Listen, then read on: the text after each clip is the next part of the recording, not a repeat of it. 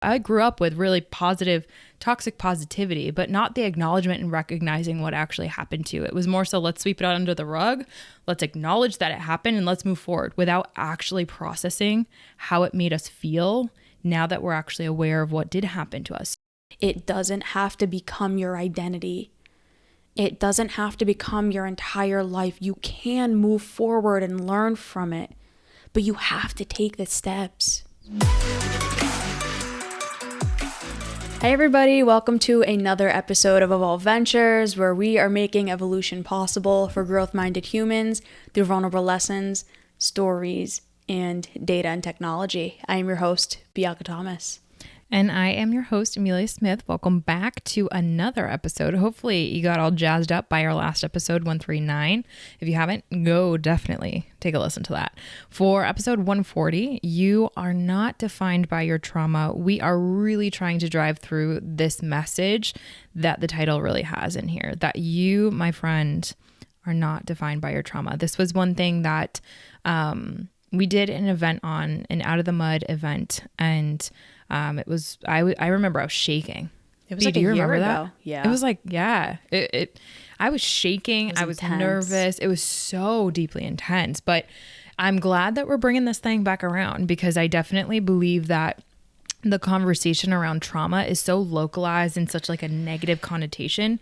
And there's a lot of fear around that. I think that there's a lot of stigma around trauma. And I think that, the ego avoids it a lot. So what I said I wanted to get into initially in this audio for everyone was the fact that like my ego at one point wanted to like avoid trauma like the plague, because I had this idea that trauma, I didn't want to identify as a victim of trauma, because I really did see growing up, if you had trauma, that was someone that like got into like a car accident and got like a limb cut off, or got like was in a clinic for months on end, and they were to be traumatized meant like really high severe trauma, which we now call in the clinical setting is complex trauma, or heavy big T. You and I use the words big T all the time. But what I didn't recognize and what my ego really didn't want to acknowledge was the fact that trauma can look so different on every single person, because trauma is actually, it doesn't necessarily have to mean that you lose a leg. It doesn't have to mean that you get in a car accident. It doesn't have to mean that you had something so drastic change or have an impact in your life. Trauma can be something that is so small and insignificant to an onlooker, but have a drastic experience inside, right? So if you look at even just the deepest definition of trauma, a deeply distressing or disturbing experience. If you look at it from like a physical standpoint, this could be a physical injury.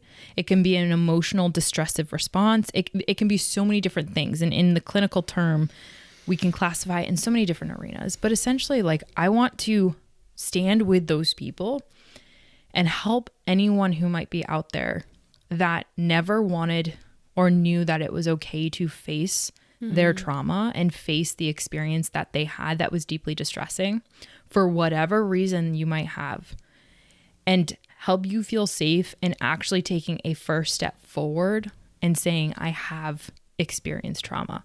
I know in that event, you and I think I opened it by saying, if you have a brain, you've experienced trauma. Yeah, I remember that. People were shook by that, because I think, to your point, I mean, even clients that I get working as a mental health counselor, people are like, well, I didn't go to war. I wasn't in Iraq. I wasn't overseas, fighting a war, or I wasn't, to your point, in a massive car accident. I didn't have some major catastrophic event happen. So I don't have trauma. I don't have PTSD. I'm not a victim. And trauma is not, to your point again, just some cataclysmic event. Trauma can be neglect, abandonment, emotional abuse, not being held as a baby. That can be extremely traumatic for an infant. You know, there are all of these things that can cause trauma, that can be traumatizing, and they make a massive impact. Now, there are the quote unquote big T traumas like physical abuse, sexual abuse, being in a war zone, having exposure to someone dying. You know, even that, if you look at the DSM, which is a diagnostic manual, if anyone's watching the video, it's this purple one. It's a large book that basically lays out all of the mental health challenges and goes into depth about what they are, how they develop. Well, when it comes to PTSD is the disorder that happens as a result of unhelped, I guess, just to be very simplistic about it, trauma. And there's many things that are categorized as trauma, and those are the quote unquote big T traumas.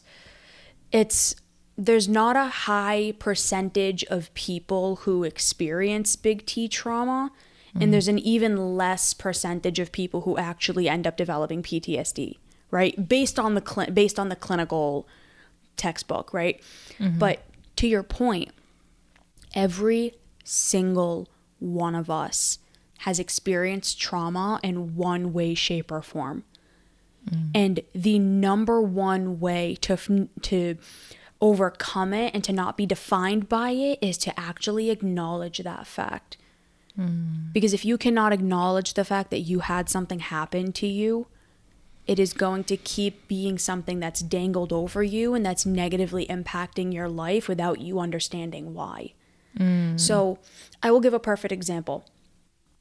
A quote unquote little T trauma that I had was I did not feel loved, cared for, or valued growing up. In my family, at home, at school, with friends, anything. I was an outcast beyond belief. And that led me to have a really negative self-image. Because of that, I consistently ended up in toxic, abusive relationships. In fact, the very first relationship I was ever in, I actually was sexually abused. So that little T trauma led me to be more susceptible to attract someone who who did end up abusing me. So from little T trauma, I actually did end up having big T trauma. And that followed me and it followed me and it followed me. And that's how it starts.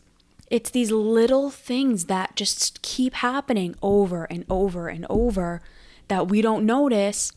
But it's like when you chip away at something, eventually it's going to shatter. And that's what happened to me. Now, for all of you out there, how do you actually not become defined by this? How do you make sure that this doesn't become your identity, that I'm a victim, I had these terrible things happen to me, I can't move forward from this, I can't be anything other than this terrible thing that happened? Well, like I said, I truly believe the very first step is recognizing what happened. Not what's wrong with you, but what happened to you. And really gaining clarity around that. Because if you can't identify what happened to me, there is no chance that you can start to overcome this. I'm so grateful that you mentioned that. One of my favorite books is Oprah Winfrey and Dr. Bruce Perry that goes into a lot of the neuroscience that has helped me really turn over a new leaf, and the acceptance and commitment therapy track that I've really committed to when it comes to my personal trauma, and even just the acknowledgement of it and the acceptance of that, and saying, okay, like how do I separate myself from my trauma? Because though what had happened to me at a different time in my life that was traumatizing to me, why is it still with me?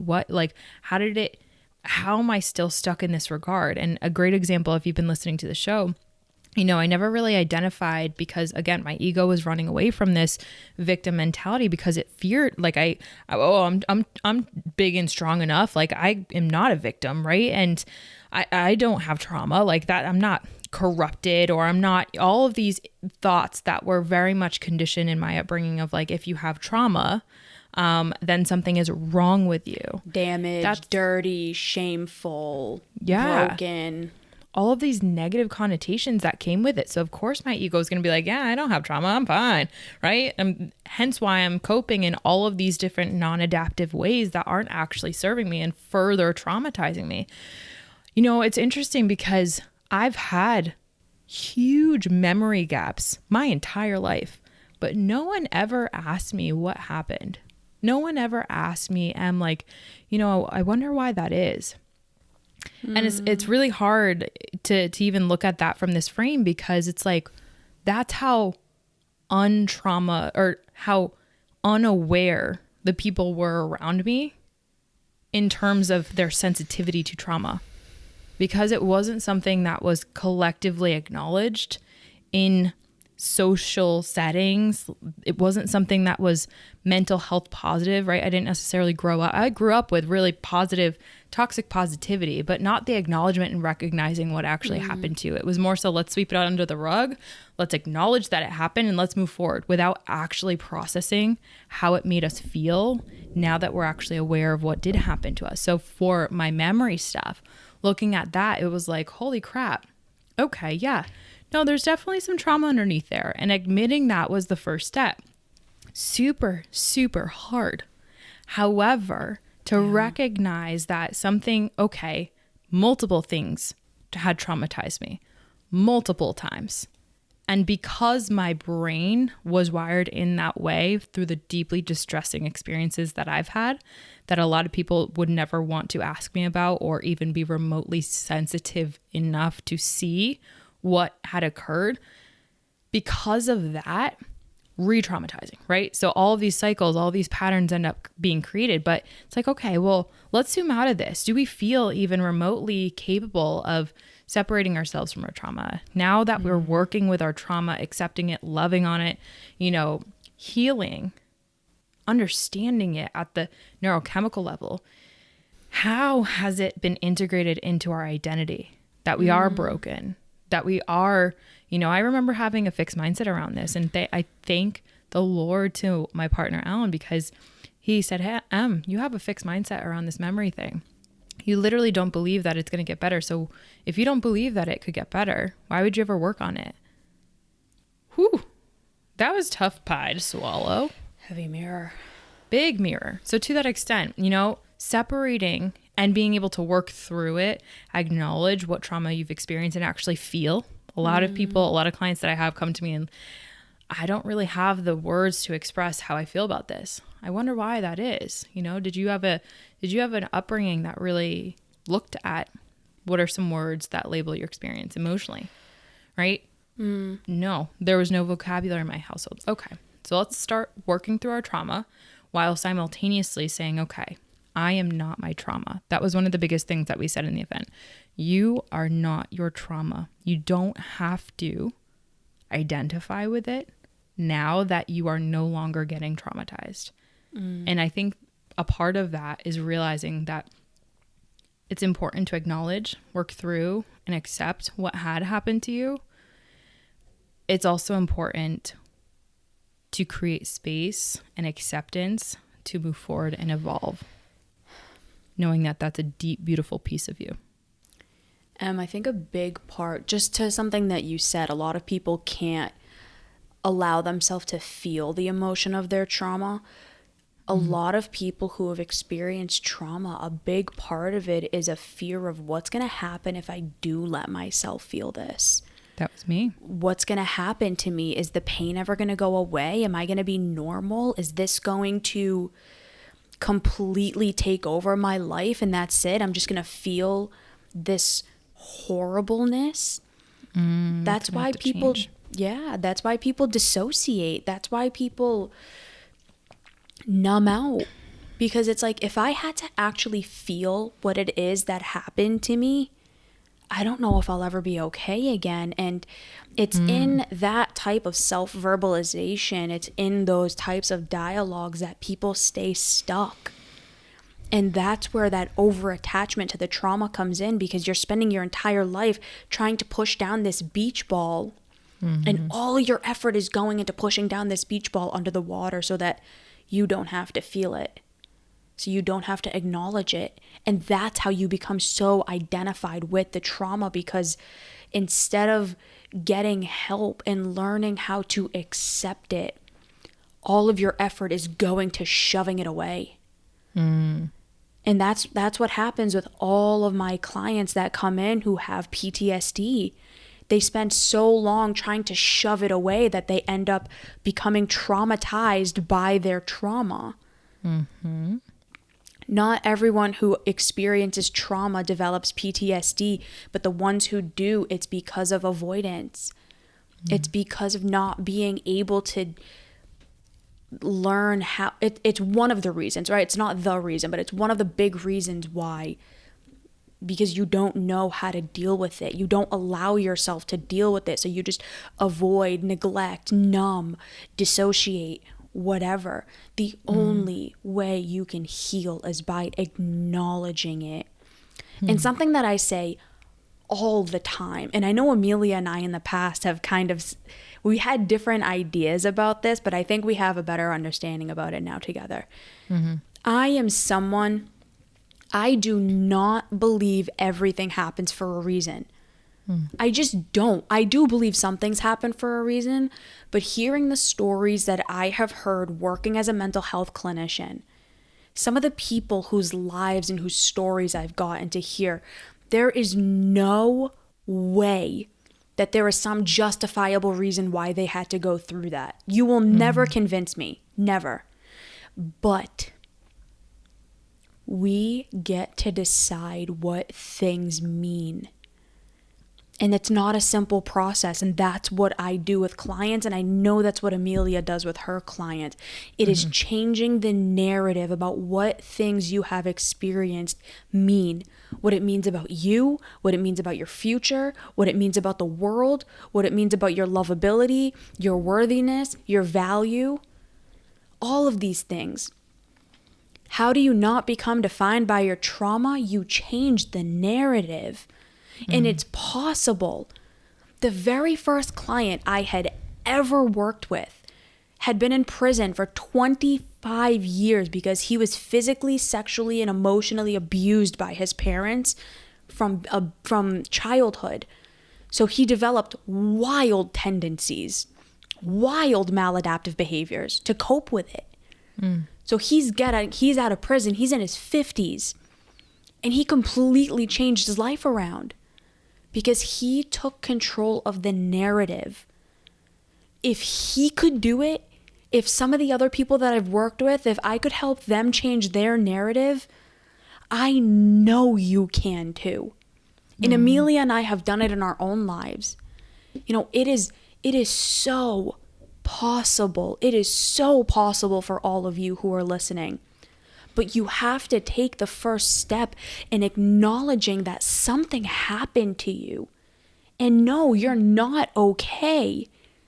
And it doesn't make you broken, and it doesn't make you damaged, and it doesn't mean that your entire life is over.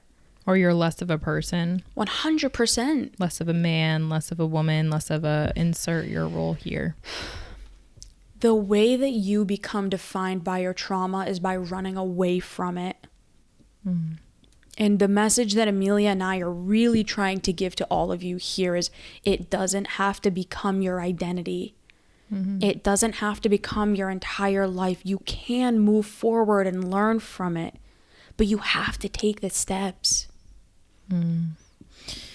I love this topic. I'm shaking. I'm literally shaking. I see the passion in you, and I'm just so grateful. A huge moment of gratitude of like how much this so Evolve Ventures, one thing that I am really proud of, and I want to celebrate our team. I want to celebrate just Evolve Ventures in a hot minute. So like, if you ever want to get around a trauma aware community, that is what we are building. I wish I had that growing up. If I was raised and if I went to school with trauma aware people, I would be able to effectively process, cope, acknowledge what had happened. instead of having all these spin-off behaviors that didn't serve me and re-traumatized me and created a narrative that literally made me less of the beautiful soul that I could have been at that time. So to that extent, we are really trying to have an impact that is trauma aware. And by talking about it, that's starting this train rolling. So if you know someone who could benefit from this conversation, please share it with them, because they might not have started the steps of acknowledgement. But I think that you could be that person that opens up the door for them to have a lifelong journey of feeling so much liberation, because they can actually take that one step forward, whether it be in acknowledgement, whether it be in the separation of, the processing their trauma versus their identity. And also having people around them that can actually say, like, me too, like, I've been there too. And your life doesn't end in the admittance, in the acknowledgement, in the processing of it. As a matter of fact, it will be so much better. Yes, it might be hard, right? That's part of it, but it will be so much better because all of these maybe habits that don't serve you, maybe it's these thought patterns, maybe it's these spirals that you get into on the weekends. Have you ever connected the dots that it might be because of this one instance that's been like a ball and chain on your leg your entire life, right? Those people who will love you for your trauma and will love you for your growth journey with that. We are just so passionate about that. And I definitely want to make sure that we say that. So if you're definitely in need or would like to be surrounded by people who are far more trauma aware than the statistical average human being, please reach out to Bianca or myself, see how you can get involved with our team, see how you can get involved with our community. We have a free private Facebook group that really does incorporate some of this stuff into it. And shout out to the Evolve Ventures team. So episode suggestion that I did have for this, if someone does want to continue their evolution journey and is interested in another episode, kind of jump off, was episode number 122, Why Do I Feel So Insecure? And I wanted to bring that forward because it helps to go into just a little bit about insecurities and why our homeostasis might be tilted, and how we can tilt that back into alignment that serves our growth and serves our evolution. So we did similar episodes. Mine is 110. Why don't I feel good enough? Oh, good. Look at us. We're crushing it. Go team. Go team. All right, everyone. We hope you enjoyed this episode. B, I love your fire. Thank you so much. We'll talk to you all next time. Bye everyone.